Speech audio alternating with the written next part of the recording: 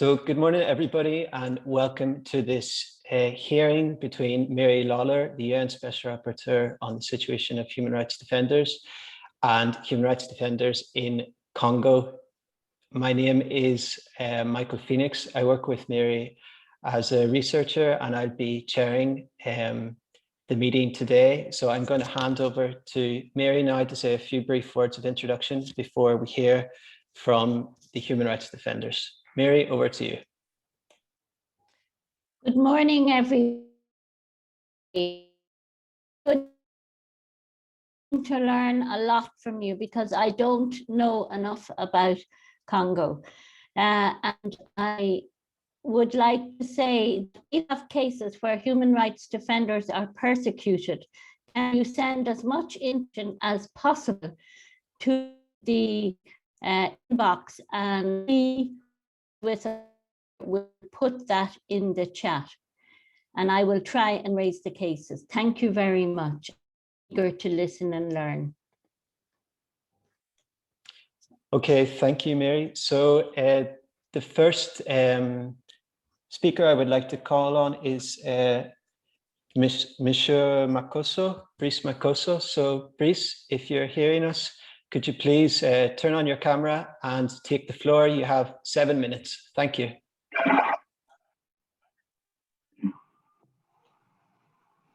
Bonjour, merci bien. Je suis donc Brice Makosso, je travaille pour la Commission Justice et Paix de l'Église catholique. Pour faire très court, la Commission Justice et Paix, c'est le service catholique pour les droits de l'homme ici dans l'archidiocèse de Pointe-Noire. Alors, je souhaiterais évoquer quelques situations d'abord de violation des droits de l'homme ici à Pointe-Noire. Le premier, c'est le phénomène des violences policières, donc des exécutions extrajudiciaires.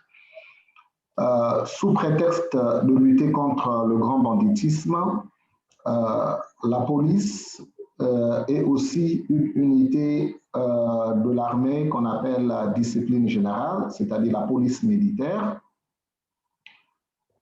procède à des interpellations des jeunes, et ces jeunes sont généralement exécutés sous prétexte qu'ils seraient des bandits. Il est vrai aussi qu'il y a un phénomène de grand banditisme, qu'il y a des voleurs à main armée qui entrent dans les maisons, qui viennent avec des machettes, des armes blanches pour voler, s'attaquer aux citoyens. Moi-même, j'en ai été victime. Mais ce n'est pourtant pas une raison pour la police qu'une fois qu'ils ont pu arrêter ces personnes et que ces personnes soient exécutées sans autre forme de procès. Dans ce mécanisme qui est mis en place, pas seulement ici à Pointe-Noire, mais même à Brazzaville, il y a finalement des jeunes innocents. Il suffit d'être mal coiffé, enfin, coiffé comme un jeune à la mode, porter par exemple un jean déchiré, ou porter des vêtements de police. Bref, on peut vous arrêter. Si vous avez un tatouage, ici, il y a des infractions maintenant du genre défaut de coiffe, défaut de démarche, défaut d'habillement. Et si vous êtes au mauvais moment, là où passe la police, vous êtes arrêté et vous êtes exécuté, sans autre forme de procès. Alors, nous avons à Pointe-Noire, nous travaillons avec un groupe de 13 avocats bénévoles, donc les avocats qui sont également révoltés par la situation et qui accompagnent les familles dans les formations de jugement de manière bénévole.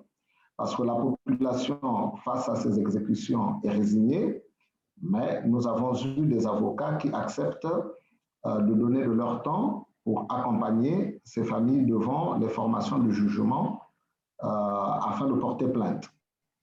Malheureusement, les plaintes sont portées, mais les autorités policières et militaires ne livrent pas les policiers auteurs de ces crimes ou les militaires auteurs de ces crimes devant la justice.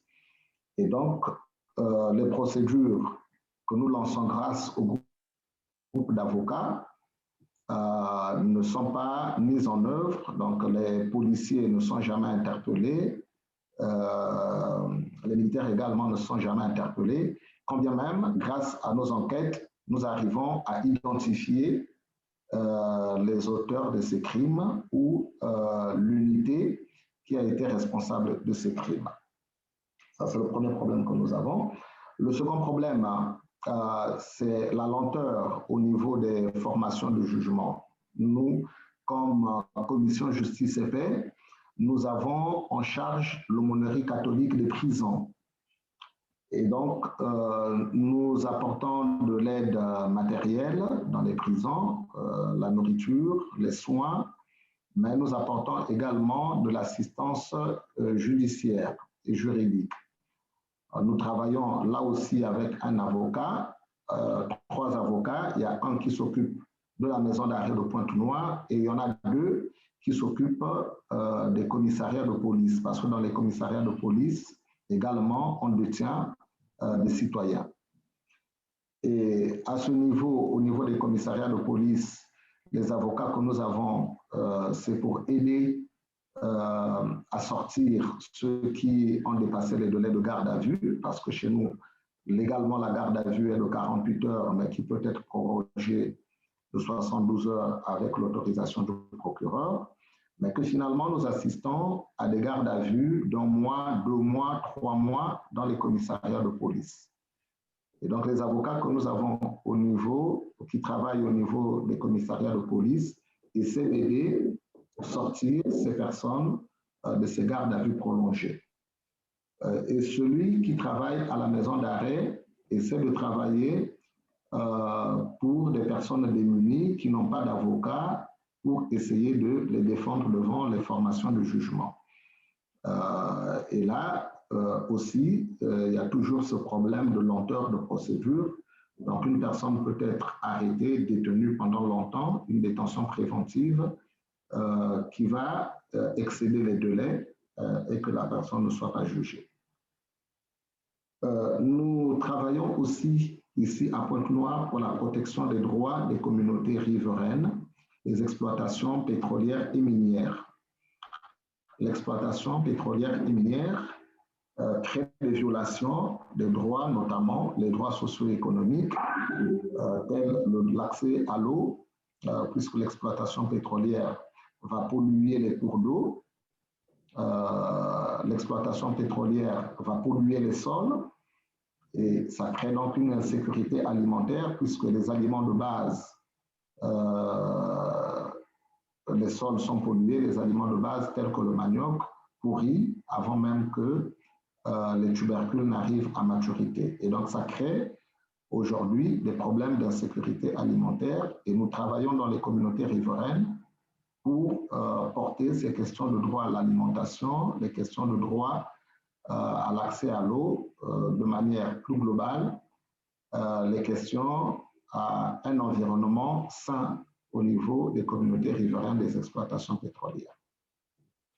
Évidemment, ce travail, il n'est pas facile à être réalisé puisque nous sommes dans une situation de répression quasi permanente.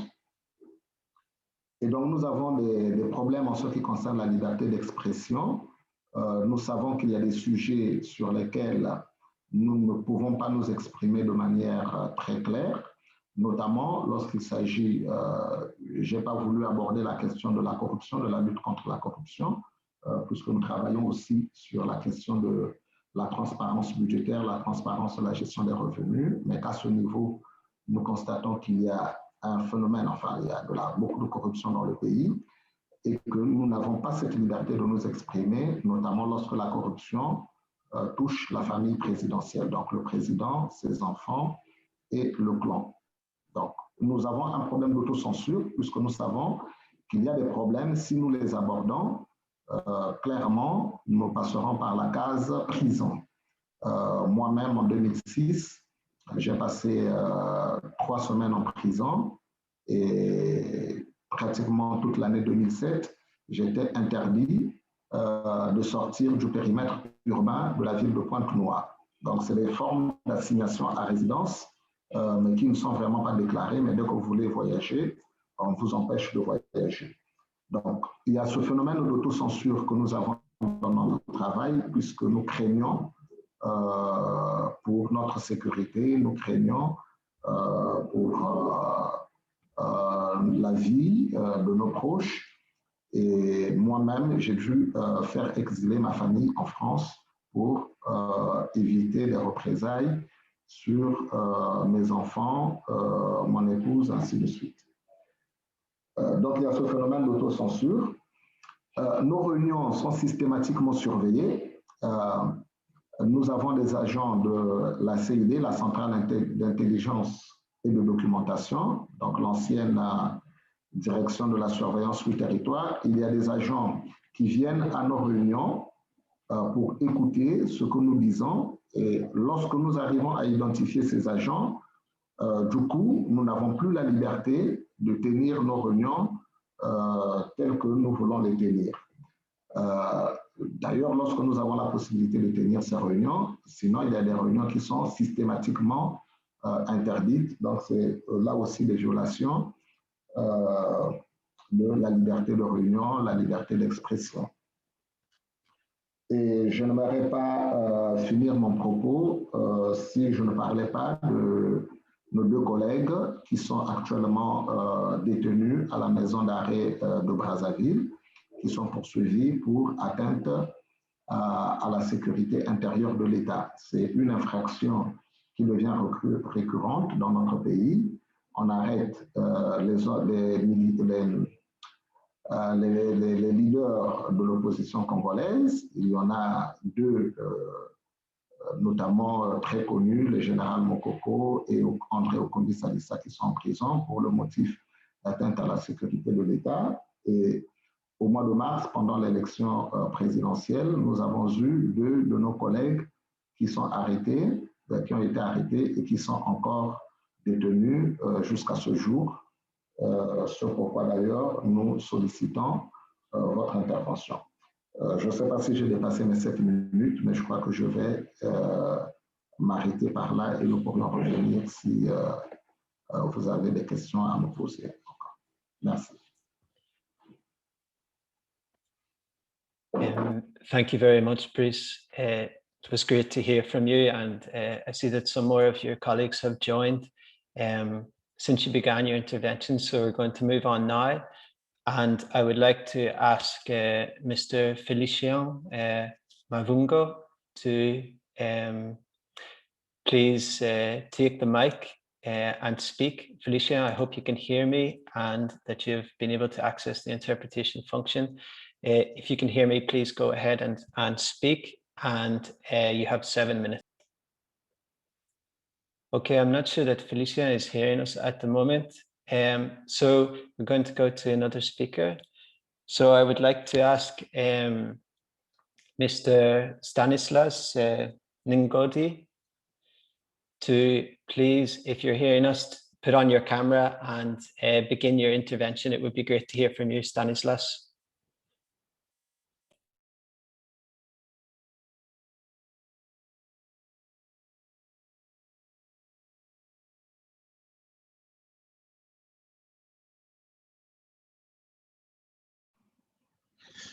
Ok, bonjour à tous.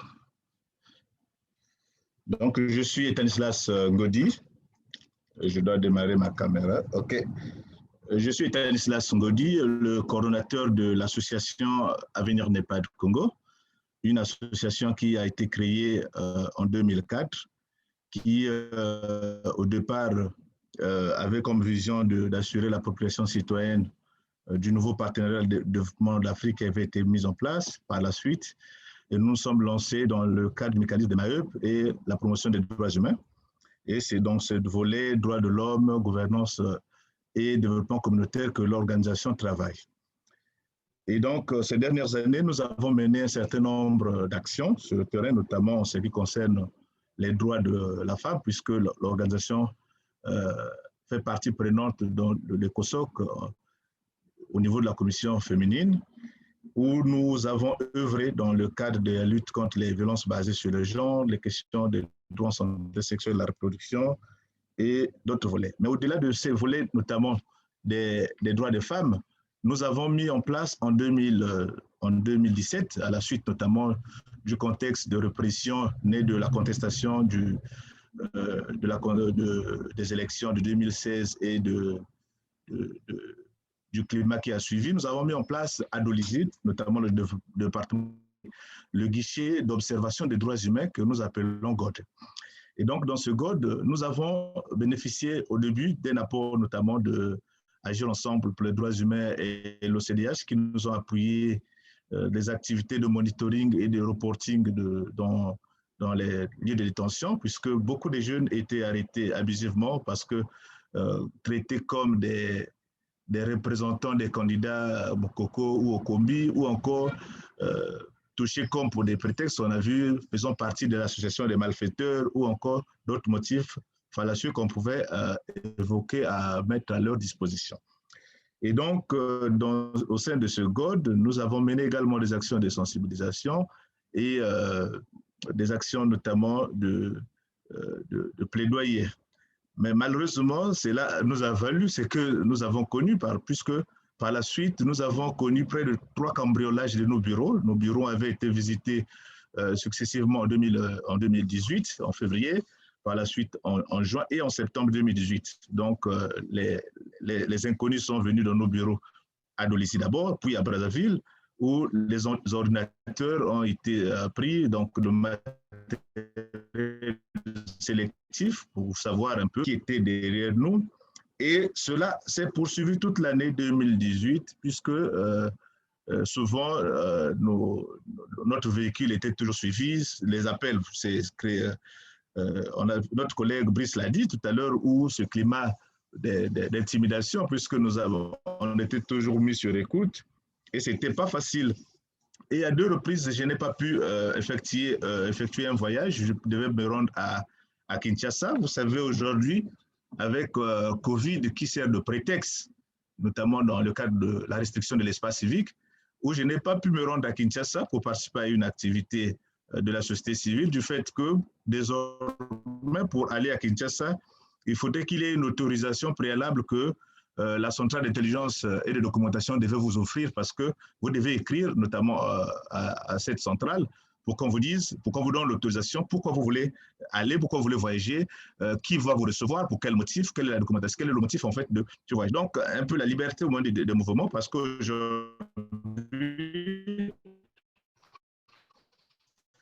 sortie du territoire.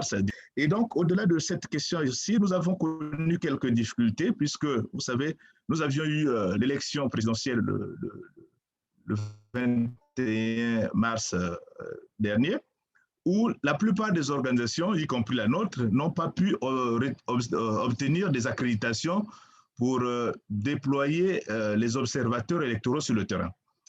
Mais étant donné que nous, dans le cadre de nos activités de gouvernance, notamment démocratique, d'observation électorale, nous avions pu bénéficier tout de même quelques subsides, notamment des bailleurs, dont le Fonds canadien qui nous a appuyé l'observation électorale.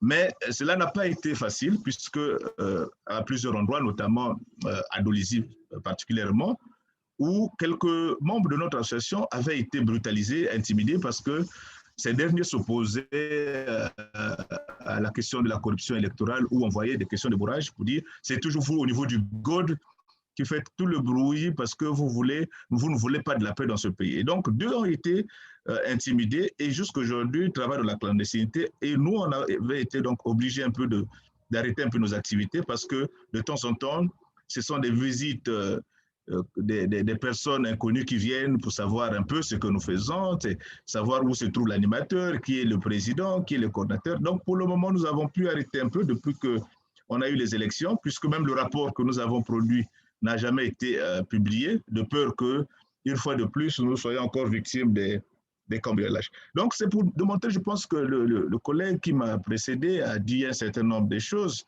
que nous sommes dans un pays où les défenseurs des droits humains sont exposés à toutes les formes de menaces et d'intimidation, puisqu'ils ne peuvent pas travailler librement. Parce qu'ils sont connus, on s'en dit, bon, puisque nous avons deux sociétés civiles, ça il faut le dire, que nous avons certains défenseurs qui ont l'aval du pouvoir, qui peuvent tout faire, qui peuvent obtenir tous les moyens, mais que d'autres qui ne font pas partie de ce camp du pouvoir sont considérés comme des traîtres pour dire qu'ils font le jeu de la communauté internationale, le jeu notamment des bailleurs de fonds pour vendre le pays, alors que le pays est dans une situation où on a besoin de voir. Donc, nous avons des cas où vous assistez, donc on assiste à un contexte où les gens sont obligés même de se taire. Certaines questions qui se passent, que ce soit des... Vous savez, il y a au niveau de l'actualité, depuis que le candidat Brice Paffé-Koula est décédé, on a mis les agents de renseignement en civil qui se mettent à arrêter des gens, qui se mettent à interroger des gens pour voir un peu que pensent les gens sur la question, qu'est-ce que les gens disent.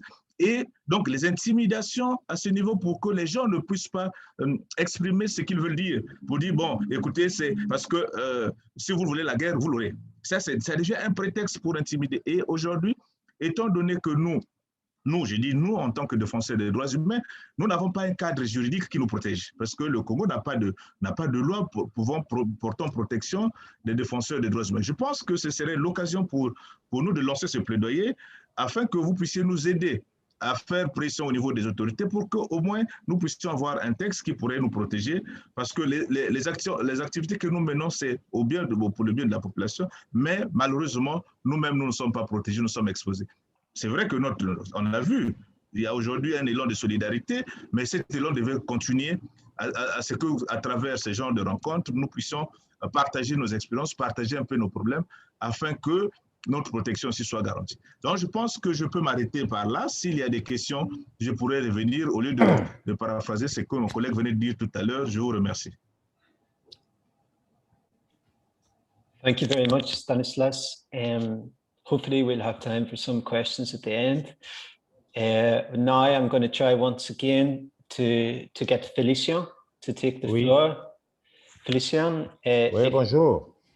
Excellent. So, Félicien, can you please just make sure that you're on the French interpretation channel so that we can hear you clearly? And you have 7 minutes if you would like to start speaking now. Thank you. Mes excuses pour le retard, parce que la connexion n'était pas bonne ici à Brazzaville. Par rapport à cette question de protection des droits de l'homme, des défenseurs des droits de l'homme, il reste préoccupant. Préoccupant parce que d'abord, au Congo, on aurait identifié deux sociétés civiles, alors que nous luttons tous pour la même cause. Et qu'il y a une société civile qui fait des analyses qui sont objectives. Mais peut-être parce que, alors, à cause de leur proximité avec le pouvoir, ben, nous travaillons librement et nous avons toutes les peines du monde. Bon, la première remarque, il y a un hiatus, un écart entre les textes signés, ratifiés, ou tout simplement qui engagent notre État et la réalité. La réalité, c'est celle que vous connaissez, c'est-à-dire que nous sommes toujours traqués. Donner un avis qui n'est pas favorable à la politique du gouvernement comporte encore aujourd'hui des risques énormes. Et parfois, nous les prenons. Alors, moi, ce qui m'intrigue beaucoup, c'est le problème de la garde à vue au Congo. Vous voyez, elle arrive à 3 mois, ça dépasse parfois jusqu'à 6 mois. Et parfois, il y a des gens à qui on reproche des délits et qui, au bout de 6 mois, ils sont libérés sans procès. Bon, peut-être c'est au bon vouloir du procureur, mais sûrement qu'il y a des pressions de la part de l'exécutif ou peut-être d'autres groupes. Et ça, c'est un problème. Si bien que parfois, on ne sait pas ce qu'on reproche aux défenseurs des droits de l'homme. C'est pour ça que nous souhaitons une meilleure protection. Et ensuite, c'est au niveau, aussi au niveau global des libertés fondamentales. Vous voyez, aujourd'hui, il y a encore des journalistes qui sont en prison, qu'on arrête, hein, et il y a encore des gens à qui on intente des procès qui sont parfois bidons. Et ensuite, bien sûr, les droits civils et politiques, il y a quand même des hommes politiques ici qui ont fait... Il n'y a pas que nous, défenseurs des droits de l'homme, mais il y a aussi des hommes politiques qui sont parfois sans défense. Mais en ce qui nous concerne, nous, défenseurs des droits de l'homme, hein, nous disons qu'il y a encore du travail à faire. Et nous comptons sur tout ce qui peut être entrepris à travers les Nations Unies, mais bien sûr à travers des instances habilitées, pour que nous, défenseurs des droits de l'homme, nous soyons défendus. Voyez, et notre gouvernement a toujours besoin qu'il y ait des pressions extérieures pour libérer un défenseur en difficulté. Donc voilà, je vous remercie. Je peux m'arrêter d'abord par là et je pourrais reprendre la parole si c'est nécessaire.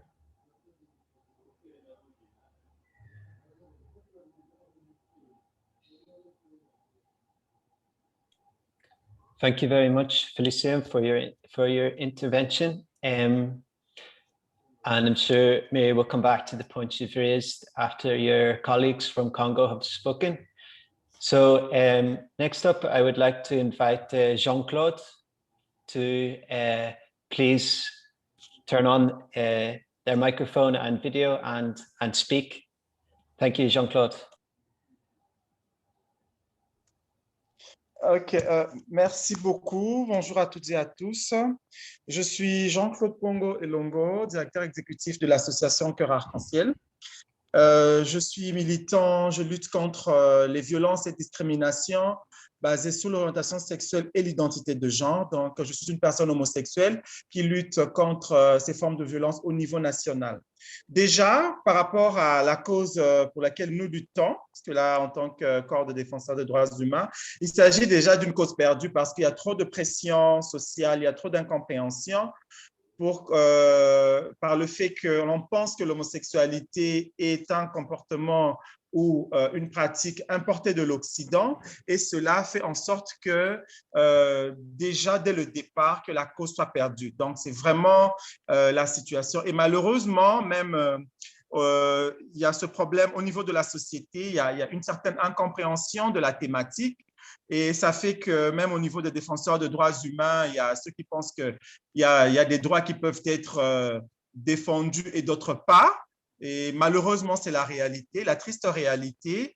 Et ça veut dire que cela démontre même que la cause pour laquelle nous sommes en train de combattre est vraiment très difficile sur le terrain.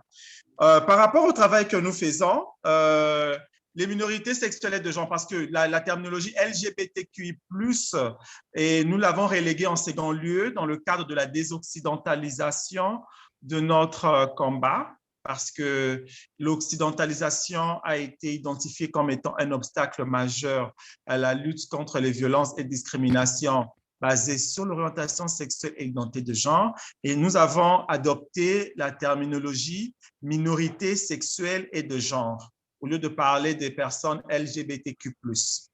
Maintenant, par rapport aux problèmes majeurs que cette communauté enregistre au niveau national, on en a épinglé deux principalement. La première, c'est d'abord la prévalence du VIH, qui est à 41,2%, la prévalence des infections sexuellement transmissibles à 42,1%, ce qui démontre vraiment la vulnérabilité de cette communauté face aux problèmes majeurs de santé publique, spécifiquement en termes de VIH et des infections sexuellement transmissibles. Ces données ont été collectées en 2018 grâce à l'enquête IBBS financée par le Fonds mondial. Et cela nous a permis d'identifier ce problème. Le deuxième problème, c'est l'existence et la persistance des cas de violence et discrimination basés sur l'orientation sexuelle et l'identité de genre. Cette affirmation est issue des résultats des enquêtes que nous avons menées en 2017 et en 2020. En 2017, dans 4 départements. En 2020, on a commencé à Brazza grâce à AEDH et nous sommes en train, avec l'appui de l'ambassade américaine et de France, aller à Pointe-Noire pour continuer ce travail. Cela nous a permis d'identifier les formes de violence, les formes de discrimination, les auteurs de violence dans notre pays. Mais malheureusement, cela continue à être perpétré et cela existe toujours dans notre pays. Ce sont vraiment les problèmes majeurs que nous avons. Et cela entraîne des lourdes conséquences, auprès de ces minorités, auprès de ces personnes au niveau national. Maintenant, par rapport aux actions majeures que nous avons réalisées, quand je parle nous, je parle des associations qui travaillent sur cette thématique, il y a la participation à la lutte contre le VIH-Sida.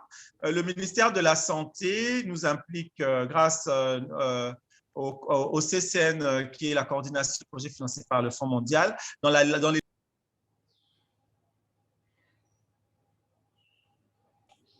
Jean-Claude, Jean-Claude, you're muted. We don't hear you. Can you please unmute your microphone?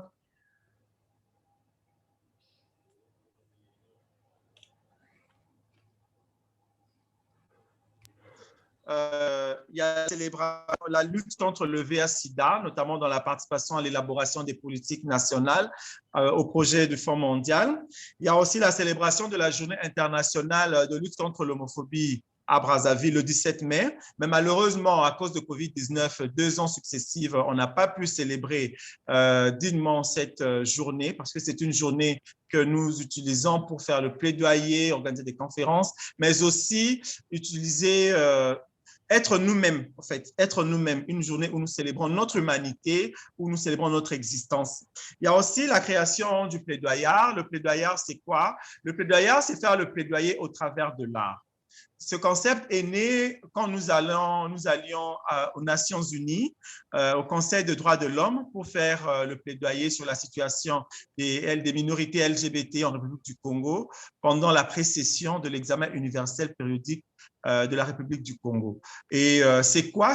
Nous utilisons l'art pour faire notre plaidoyer. Parce que, au regard des actions que nous avons menées, au regard d'une remise en question que nous avons eu à faire, on a constaté qu'il faudrait mener ce combat-là à 2 niveaux. À un premier niveau, au niveau des décideurs, des leaders d'opinion et de personnes assez haut placées, pour pouvoir apporter l'information, présenter la situation, mais au deuxième niveau, au niveau de la masse. Pourquoi? Parce que les enquêtes que nous avons menées a placé la famille et le groupe d'inconnus des victimes, disons la masse, parmi les 2 premiers auteurs de violence et discrimination, raison pour laquelle les actions que nous devons mener doivent aussi prendre en compte ces auteurs de violence et discrimination basées sur l'orientation sexuelle et dans des gens que nous avons répertoriés en République du Congo. Et pour pouvoir atteindre la masse ou des personnes inaccessibles, il faut trouver des moyens spécifiques. Ces moyens spécifiques sont l'art. Nous avons trouvé l'art, il y a aussi les médias. Mais l'art, c'est ce que nous sommes en train d'utiliser actuellement. Nous avons réalisé des chansons et avec l'appui de l'ambassade de France, nous venons de réaliser un film fiction de sensibilisation basé sur une histoire vraie et pour faire la sensibilisation contre les violences et discriminations. Bon, on avait même été bloqué par les services de renseignement parce que la thématique semblait être dangereuse. On ne savait pas qu'est-ce qu'on voulait faire, mais grâce à un plaidoyer fort, grâce à une forte sensibilisation, cette barrière a été levée et le film a été projeté à Brazzaville parce qu'on avait vraiment une suspension des services de renseignement pour la projection de notre film. Mais grâce à ce travail, grâce à ce que nous avons eu à mener comme action, nous avons pu avoir l'autorisation de projeter notre film et aujourd'hui, le film peut être diffusé sur le territoire national. Donc, c'est un peu ça le travail que nous faisons. Et d'une manière globale, c'est que je compte dire c'est quoi? C'est que il y a la résolution 275 qui a été adoptée par la Commission africaine des droits de l'homme et de peuple que nous utilisons plutôt pour pouvoir informer, que ce soit les leaders d'opinion, que ce soit la population ou aussi les autorités politiques sur la lutte contre les cas de violence et de discrimination basés sur l'orientation sexuelle et l'identité de genre. Parce qu'il y a des personnes qui souffrent dans notre pays, mais qui vivent en silence, qui vivent dans le silence et cela constitue une part des violations des droits humains que ces personnes enregistrent au quotidien. J'ai fini, je vous remercie.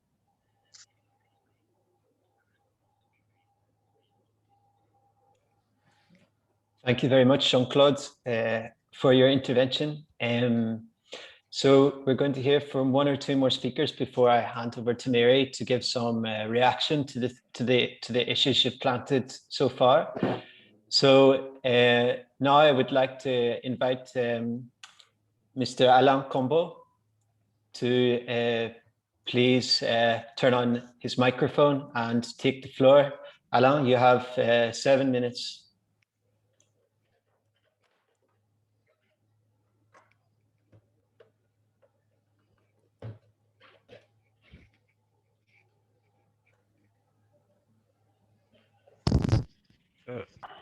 Allô.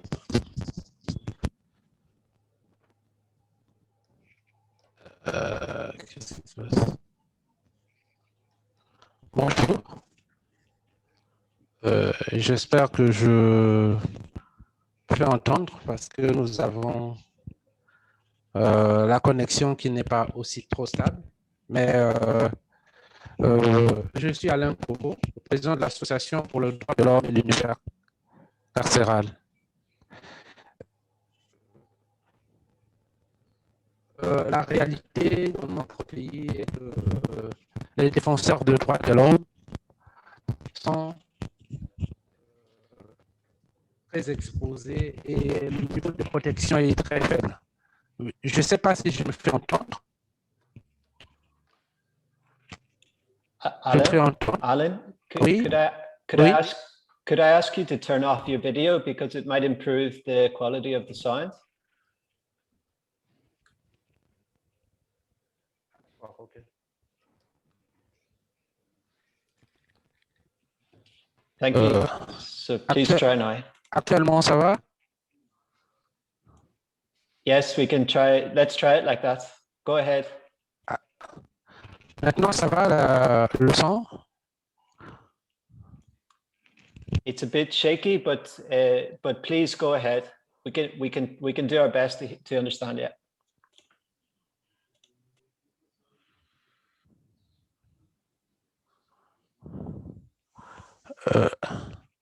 Allô, ça va le son? Oui, ça va maintenant. Oui, ça va très bien. Ok, merci beaucoup.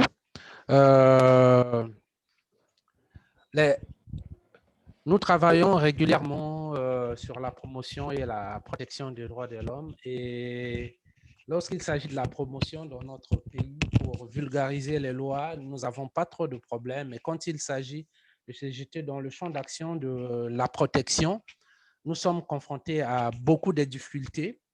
Nous avons eu à signer un cadre d'échange avec le gouvernement, le ministère de la Justice pour nous permettre d'avoir accès directement aux membres du gouvernement, disons au ministère de la Justice, quand il s'agit de faire un plaidoyer. Mais de temps en temps, nous avons parfois quelques difficultés lorsque nous sommes sur certains dossiers qui n'arrangent pas du tout le gouvernement. Nous avons suivi un dossier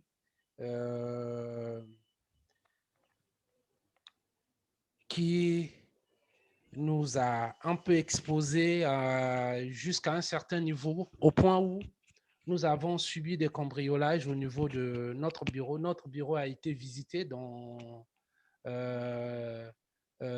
2019 et l'équipe qui a visité le bureau a détruit les documents dans le bureau. Ils ont brûlé des documents dans le bureau et ils ont emmené l'unité centrale du serveur, le serveur de notre organisation. Et cela fragilise un peu la sécurité des organisations de la société civile. Mais comme l'a dit Monsieur Mavungu, nous devons peut-être un peu plus, et si on peut être soutenu sur la loi qui peut protéger les défenseurs des droits de l'homme, ça serait une très bonne chose parce qu'au niveau de notre pays, les défenseurs des droits de l'homme sont exposés et il est très difficile pour qu'ils puissent travailler tranquillement quand il s'agit de la protection des droits de l'homme. Et lorsque nous travaillons régulièrement dans dans la zone carcérale, dans les zones de détention où des violations sont récurrentes. Et la remarque est que l'application, comme on a dit, sur la garde à vue est parfois mal interprétée, où on essaie d'expliquer qu'il est même possible de renouveler la garde à vue au point où certaines personnes arrivent jusqu'à près d'un mois dans un commissariat, ce qui n'est pas prévu dans la loi parce que la loi prévoit 72 heures. Mais on essaie de nous faire comprendre qu'il est possible qu'on puisse renouveler par un procureur. Et cela n'a pas été précisé dans le cadre juridique que la garde à vue peut être renouvelée autant de fois que cela peut arranger au moment où dans les commissariats, les conditions de détention ne sont pas réunies, il n'y a pas de lits où les gens peuvent dormir. Ils passent la nuit à même le sol, torse nu, parce qu'on évite des raisons. Pendant la saison sèche, c'est la saison où il fait très frais chez nous. Nous avons demandé pourquoi les détenus sont totalement torse nu. C'est pour éviter des risques de pendaison. On nous donne beaucoup de raisons, mais ces conditions, c'est déjà des tortures parce que pendant la saison sèche, il fait très froid et les cellules ne sont pas totalement fermées. C'est avec des petites grilles qui permettent la circulation totale de l'air et il fait très froid dans les commissariats. Et ces conditions n'arrangent pas réellement. C'est pour nous déjà la manière qu'ils sont placés dans les commissariats, c'est vraiment le début de la torture avant qu'ils puissent subir cette sanction qui est la privation de liberté. Parce que la sanction, quand quelqu'un est arrêté, la sanction, c'est le priver de la liberté. Mais déjà, le mettre dans des conditions où il passe toute la nuit debout et sans habit, c'est déjà une grande violation que nous pensons qu'au niveau de notre pays, si on peut améliorer ce genre de choses, ça va vraiment nous faciliter. Nous avons un grand travail au niveau des commissariats parce que nous nous sommes même rendus compte que certains officiers n'ont pas la connaissance des documents de la loi de notre pays sur le rôle que peut jouer réellement un officier, un agent de l'ordre et le rapport qu'il peut avoir avec la victime qu'on vient celui qu'on vient d'arrêter, celui qui est prévenu pour un cas qui devait répondre au niveau du procureur, mais au niveau de commissariat, il y a déjà comme des justices qui se font au moment où ils sont ceux qui réunissent des conditions pour regrouper les dossiers et les éléments pour transmettre au niveau de la justice. Et cela cause un grand problème et c'est en ce niveau où qu'il y a des grandes violations dans notre pays, surtout dans les commissariats, parce que quand on arrive au niveau de la maison d'arrêt, le grand problème, c'est faire un plaidoyer au point où la justice puisse intervenir pour le cas de la personne. Mais quand le dossier est encore au niveau du commissariat, il y a des grandes violations qui se font. Et notre grand combat, c'est en ce niveau. Et lorsque vous êtes sur un dossier où il y a eu des violations et des agents de forces de l'ordre qui ont commis des violations, ils s'élancent même le défi de commencer à vous menacer sur le travail que vous êtes en train de faire. Mais ces menaces ne nous arrêtent pas. Nous continuons à travailler parce que nous savons que nous agissons conformément selon les normes, selon la loi. Et nous sommes certains que nous allons continuer le combat pour arrêter ou peut-être réduire les cas de violation dans notre pays. C'est par là que je termine la présentation que j'avais ce matin. S'il y a d'autres questions, je pourrais répondre.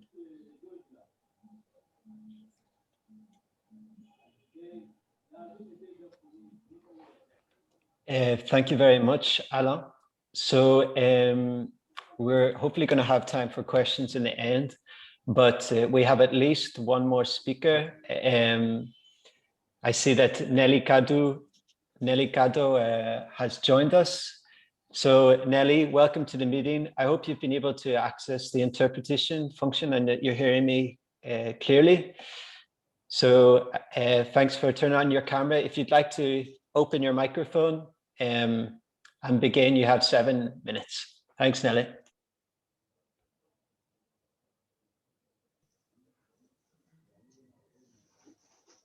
Bonjour.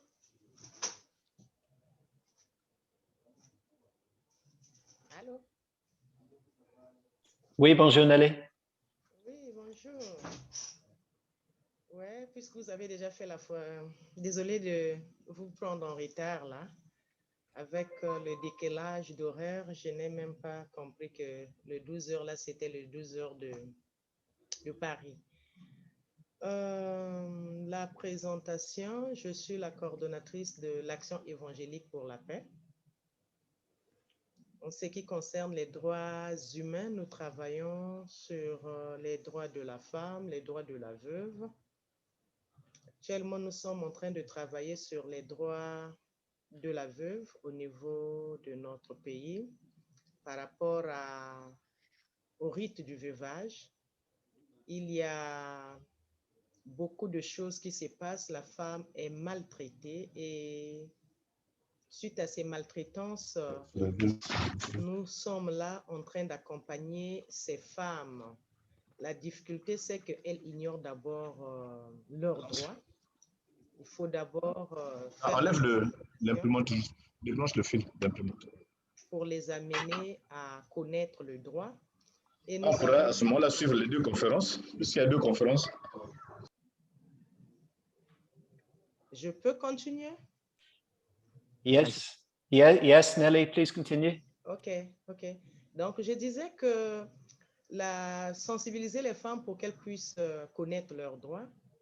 Ensuite, les accompagner pour celles qui ont des situations. Déjà, dans la sensibilisation, nous découvrons que nous avons des veuves qui vont dans la fourchette de 25 à 50 ans, qui sont confrontées à des difficultés, de problèmes de succession, puisque après le décès de leur époux, on les met dehors par la famille et parfois aussi avec la complicité aussi des chefs de quartier qui refusent de leur donner des procès verbaux.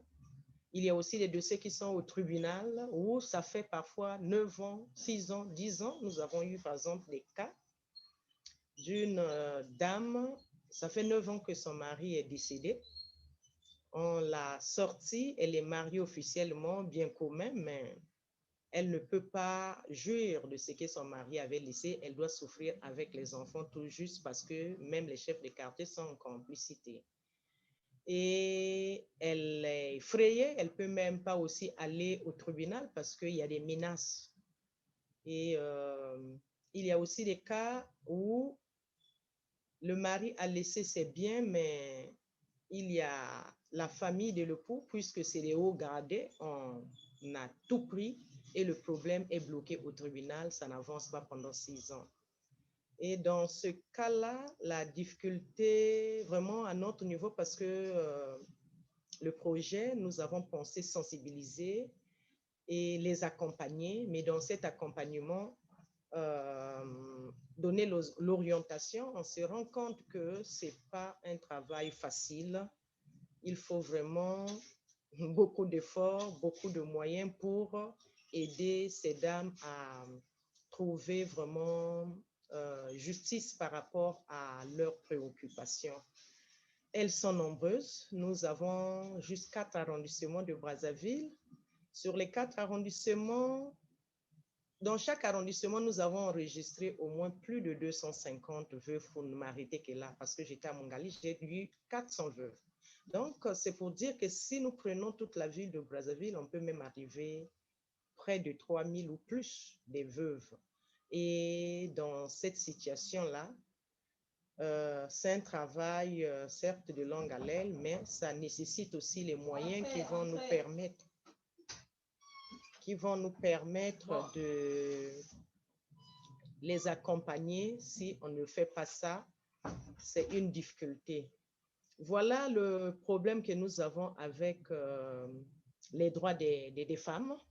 C'est un problème juste que nous avons commencé. Il y a aussi les violences basées sur le genre, avec les femmes aussi toujours qui subissent des cas de violence qui n'arrivent pas aussi à voir justice, tout simplement parce qu'on leur demande de ne pas parler, qu'on leur demande de garder le silence et parfois avec la complicité aussi des gendarmes, de la police. Pourquoi pas du tribunal, du moment où la personne qu'on arrête qui est à la maison d'arrêt se retrouve maintenant en liberté.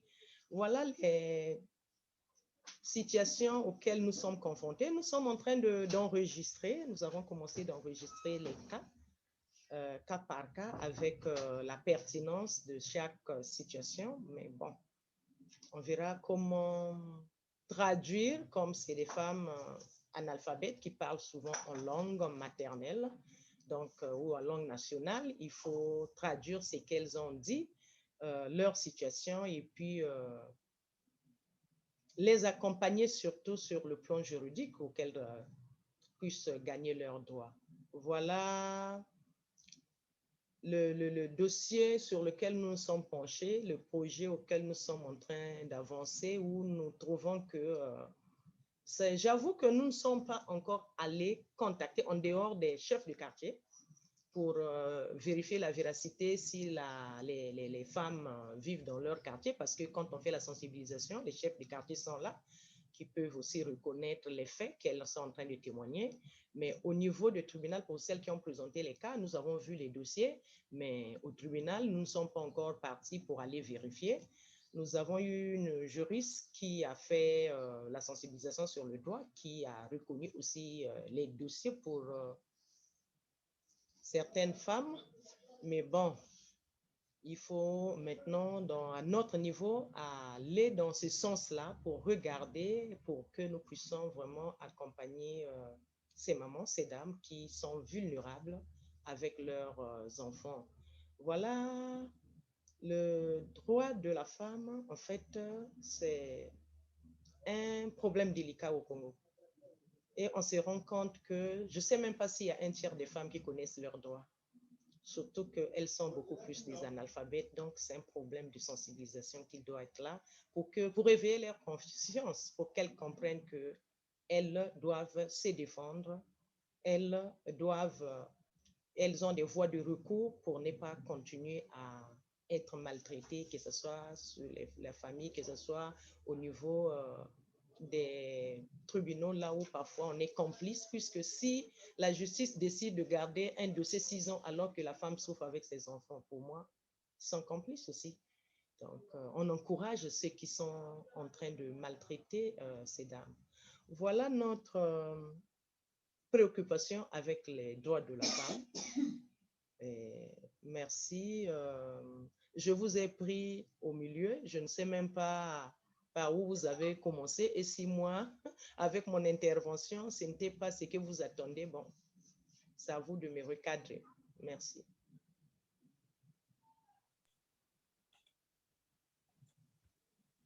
Thank you, Nelly. Yes, it was great to hear the details of your work.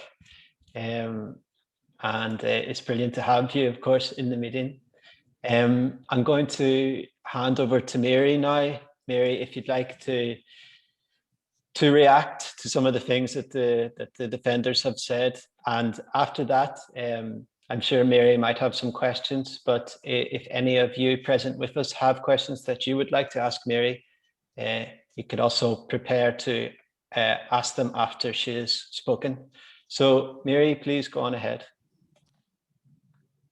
Thank you very much, everyone, for being here and talking to me. And I took a lot of notes, and it is clear that, as you say, the situation for human rights defenders is one of vulnerability and exposure to risk and to threats and to surveillance. And I am the rapporteur on human rights defenders. So my focus is on trying to help protect human rights defenders such as yourselves. I can't get involved in your work, though it was very interesting to hear about your work. That is not the focus of the mandate. The focus is just to help try and protect human rights defenders. So Bryce, for example, you talked about being in prison for a few weeks and being banned, having a travel ban, and how your family have had to go to France. And Nugad, you talk about laptops being stolen and not being able to go to Kinshasa, and the organization members being brutalized and being considered traitors. And Felician, you talked about how everyone, I mean, you all mentioned being followed and surveilled, and Alain also. You spoke about very concerning, again, stealing material and documents and the central unit of a computer, which could jeopardize the security of the civil society organizations you're working for. And Jean-Claude, I'm really sorry, but the problem with, as you say, LGBTI defenders is, in fact, the whole problem all around the world in so many countries is, as you quite rightly say, discrimination and violence against sexual minorities and gender minorities. I was really interested in your movie, and I'd love to see it, and maybe with your permission, we could highlight it, because I'm sure it would be good for other countries where LGBTI people are trying to claim their rights.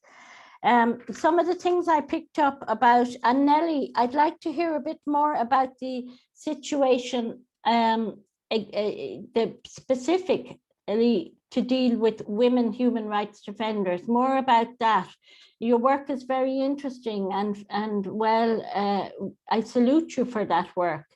But for me, it's how you are affected, or other women human rights defenders in Congo are affected, I need to know more about. But some of the things I picked up was you're anxious for external pressure, and also there's no law, no proper legal system to protect human rights defenders, and you'd like a law to protect human rights defenders. And I suppose from the point of view of the mandate, what I can do is, as I said in the beginning, I can take up cases of individual human rights defenders or organizations that have been attacked or threatened in some way. For example, an office break-in, computers being stolen, somebody being surveilled, followed, and put into preventive detention, something like that. And then I can raise the case with the government, and they get 60 days to respond to the official communication I send to them. And after that, it can become public. So I would say to you, and I am anxious to work as much as I can. Now, I have a global mandate, so it's a bit difficult to concentrate on any one country, but I would like to develop better understanding and better action on Congo. So for me, it would be good if you can give me information as you get it about threats, attacks on human rights defenders. So I think I'll leave it at that and let you come back now. Would you like to respond to Mary's question? Libérer, par exemple, leurs enfants qu'on a dû arrêter. Et bon, ils vont donner certainement les pots de vin. Et ensuite, c'est déjà une pression que vous subissez.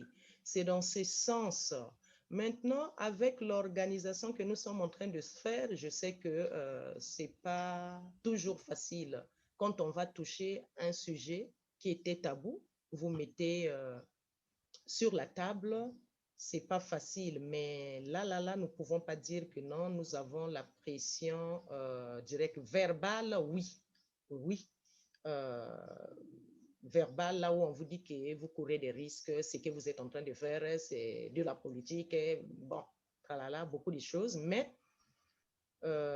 nous, peut-être, pouvons dire que nous sommes encore à l'abri de peut-être le vol d'ordinateur ou le cambriolage, mais dans le passé, notre organisation l'avait déjà suivi, tout juste parce qu'on était là engagé avec l'histoire de droit de... No, I'm more talking about particularly about discrimination against women human rights defenders. And as you said, taboo areas such as gender-based violence and rape. Oui, en ce qui concerne les violences basées sur le genre, avec les femmes particulièrement, vous allez prendre les cas des viols des mineurs parce que nous sommes en train de travailler aussi, nous avons un projet qui travaille sur la violence basée sur le genre et on prend les cas des mineurs. Lorsqu'elle brise le silence, vous allez vers les hôpitaux et on vous envoie vers la police. Déjà, avant d'aller au tribunal, on commence par là. Mais déjà, tout, c'est au niveau de la police qu'on brouille des pistes. Et lorsqu'on brouille les pistes, vous ne pouvez plus rien faire. Et pourtant, on va vous dire qu'on va transférer, mais après, quand vous repartez, ce n'est plus le cas. Et avant tout, c'est sur le plan verbal, vous sentez déjà que même ceux qui sont censés être défenseurs de la loi, comme au niveau de la gendarmerie, vous amène encore à comprendre que c'est votre enfant qui sera humilié et tout, et c'est la famille qui va vous dire que je préfère retirer la plainte. Et c'est là où nous sommes. Et si la famille déjà décide de retirer la plainte, vous ne pouvez plus rien faire, même si la victime voulait bien. Donc, c'est à ce niveau-là, c'est là où nous disons que ce droit-là, vraiment, il nous faut encore beaucoup de temps dans la sensibilisation pour que les femmes comprennent qu'elles doivent briser ces silences. Donc, lorsque vous arrivez, donc, c'est difficile d'arriver au tribunal. Ça commence avec la gendarmerie. C'est là où tout se passe. On donne des pots de vin et puis bon, ça s'arrête là. Et la famille va vous dire que non, nous, on a retiré la plainte. Et comme c'est la famille, ce n'est pas nous, en ce moment-là, c'est une difficulté. On vous dit que vous entêtez les familles et parfois c'est un membre de la famille qui vient aussi vous faire la pression pour dire que nous ne voulons pas ça, ça c'est humilier notre fille et tout, et notre famille. Et c'est ça la difficulté que nous avons avec ce travail. Okay, Nelly, thank you. Thank you very much. If there are specific threats against women human rights defenders, please put them into the inbox, individual cases of women human rights defenders, as a result of your work on difficult areas. So thank you very much, Nelly and Mary. I see that Jean-Claude would like to intervene. Jean-Claude, if you would like to turn on your camera and your microphone, but I would ask to keep it quite short so that we can maybe hear from one or two others before we have to close the meeting. Go ahead. Ok, merci. Vous m'entendez? C'est bon? Oui. Oui, c'est bon. Allô? Nous avons... l'enquête que nous avons menée a démontré que les femmes lesbiennes ou d'une manière générale, les femmes de minorités sexuelles et de genre sont exposées aux violences et discriminations. On a découvert des cas de violences, bon, d'une manière générale, des violences physiques, mais aussi sexuelles à l'égard de ces femmes. Et il y a un cas que nous avons suivi l'année passée et c'était au niveau d'un commissariat. Il y a la présidente d'une association des femmes lesbiennes qui était partie secourir plutôt en savoir un peu plus sur l'arrestation des membres de son association qui a été molestée au niveau du commissariat.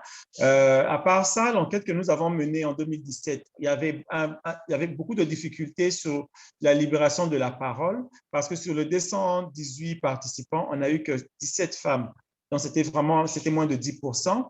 Et l'année 2020, sur les 193 participants, on a eu 86 femmes. Donc, il y a eu une augmentation significative des femmes lesbiennes qui ont, bon, pas seulement lesbiennes, comme on dit chez nous, Ziba, c'est une connotation qui est un peu globale. Ce sont des femmes qui sont vraiment des minorités sexuelles de genre. On ne peut pas caser en tant que lesbienne, en tant que... Mais c'est un peu d'une manière globale, minorité sexuelle de genre. Ces femmes ont été impliquées, elles ont dénoncé des cas de violence, elles ont dénoncé des cas de discrimination dont elles subissaient d'abord en tant que femmes et ensuite en tant que femmes sexuellement minoritaires. Et voilà, c'est un peu ça la situation que nous menons ici. Plutôt que nous vivons au Congo. Il y en a aussi eu au niveau de Pointe-Noire, des femmes qu'on a pu secourir après pendant Covid-19 parce qu'on a eu Outright International qui nous avait financé. On a pu appuyer ces femmes au niveau de Pointe-Noire et aussi de Brazzaville. Merci. Il y a aussi 2 associations qui existent au niveau du Congo. Pour le film que nous avons réalisé, merci beaucoup. Nous allons mettre à votre disposition, parce que là, nous sommes en train de finaliser la post-production. Le film était sorti sur Brazza, mais nous sommes en train de finaliser la post-production. Il y aura une version française sous-titrée et une version aussi anglaise pour pouvoir vraiment propager le message à travers le monde, comme l'Afrique est concernée. Ce message c'est pas un film occidental qui sera projeté en Afrique, mais c'est un film africain basé sur une histoire d'un Africain vécu en Afrique qui sera diffusé en Afrique. Donc là, ça aura une autre connotation, une connotation un peu plus fait maison qui permettra de toucher un peu plus, pas seulement le Congo, parce que ce film a été fait au départ pour le Congo, mais cela aimerait que ça puisse toucher l'Afrique. Merci beaucoup. Et au moment opportun, je pense, on passera par AEDH pour pouvoir vous atteindre et envoyer le lien dès que cela sera disponible en ligne. Merci.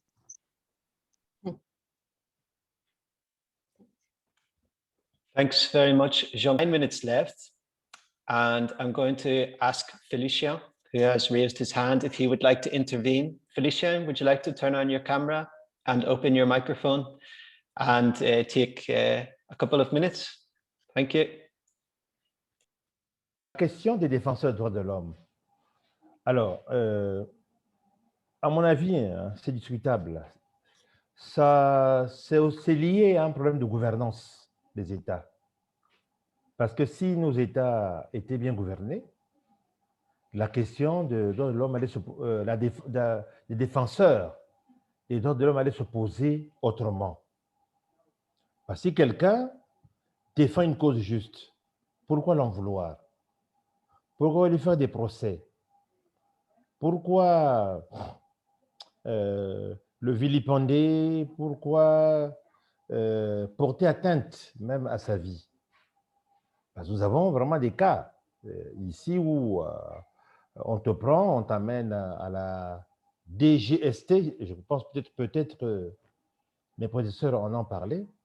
Mais la personne c'est là 1 mois, 2 mois, et puis après, bon, au bon vouloir du procureur, on peut t'amener au parquet pour t'écouter. Bon, moi, je crois que c'est le reflet. Hein. C'est une situation qui nous renvoie à la gouvernance des États. C'est même un baromètre. Parce que si nos États étaient bien gouvernés, on n'arriverait pas à cette situation-là, durant ces droits de l'homme, vraiment dont les droits sont bafoués. Des ONG qui défendent les droits de l'homme, reconnus au ministère de l'Intérieur, ils ont le droit donc de se déployer dans la société, de défendre les droits.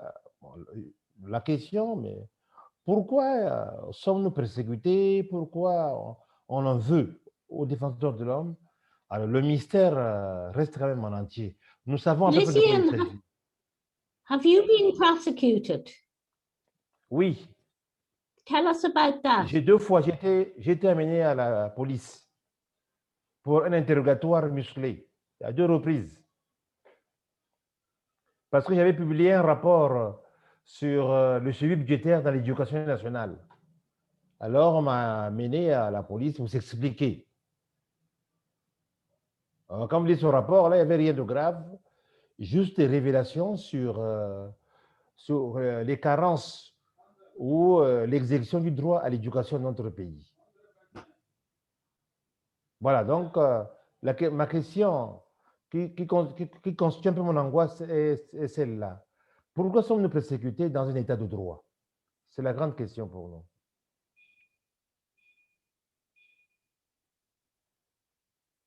Merci.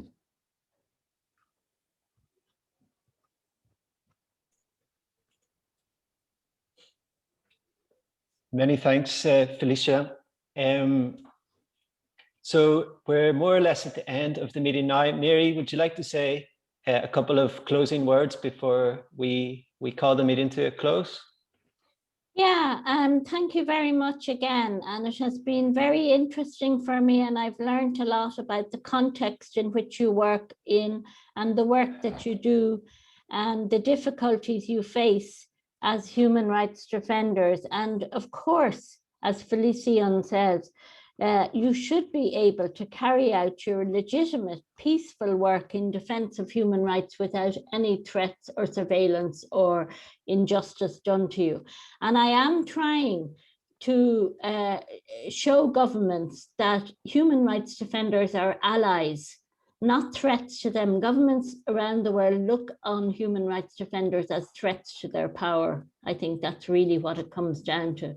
But I'm trying to really educate governments about their responsibilities under the UN Declaration on Human Rights Defenders to allow human rights defenders carry out their legitimate work without any attack, which is essentially what they've all agreed to.